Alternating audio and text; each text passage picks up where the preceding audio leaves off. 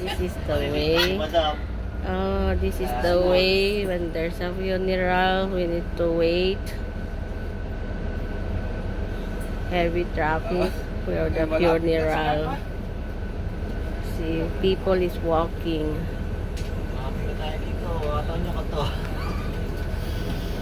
See. We have a truck. Somebody passed away, so we need to be patient on the road.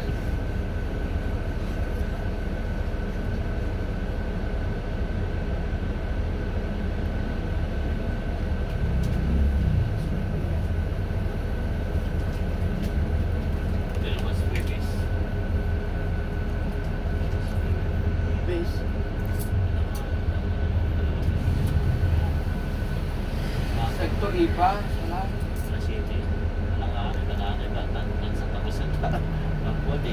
So when somebody gonna be doing the burial, we need to walk here in the Philippines, going to the cemetery